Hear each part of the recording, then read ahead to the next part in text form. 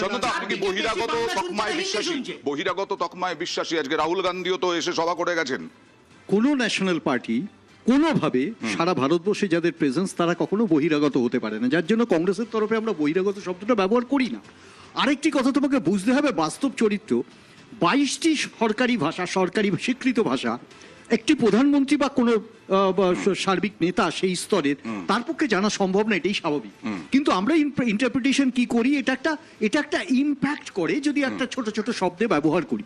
সেটা ইন্দিরা গান্ধীও করতেন, জওয়াহরলাল নেহরুও করতেন, আমরা জানি দ্যাট ইজ আ কালচার।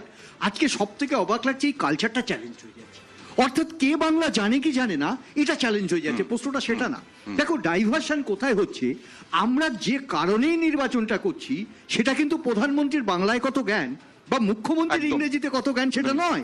আমরা যে কারণে আজকে সার্বিক উন্নয়ন, শিক্ষা, স্বাস্থ্য, বেকারিত্ব উত্তরগুলো কিন্তু পাচ্ছি না। আর সেই উত্তর পাচ্ছি না বলে গতকালকে রাহুল গান্ধী প্রতিটি ছত্রে বুঝিয়ে গেছেন কোথায়। আমি কৃষাণুর কাছে আসবো, কারণ কৃষাণুদের ইন্টারেস্টিং, ও যে প্রসঙ্গটা তুলেছে ইজ ভেরি ইন্টারেস্টিং। দেখো একটা কথা বলি, এক মিনিট, এটা দেখো আমি তোমাকে প্রথম স্পেলে বলেছিলাম, দেখো অপটিক্স কিরকম চেঞ্জ হয়ে যাচ্ছে, মানে কোথাও মাছ দেখিয়ে নির্বাচন, কোথাও টাকা দেখিয়ে নির্বাচন, কিন্তু কেউ একবারও বলছে না যে এই নির্বাচনটা হওয়া উচিত যেখানে সার্বিক উন্নয়নের প্রশ্ন। আমি সব মাত্রাকে বাদ দিয়ে বলছি। আচ্ছা, ইন্টারেস্টিং, আমি সেই কথা তোমাকে বারবার বলছি, সে তো মমতা দেবীও বলছেন, কিন্তু প্র্যাকটিক্যাল রেকর্ড কি বলছে? সারা ভারতবর্ষ জুড়ে প্রথমত বেকারি সমস্যায় 48 বছরের সর্বোত্তম বেকার সারা ভারতবর্ষে।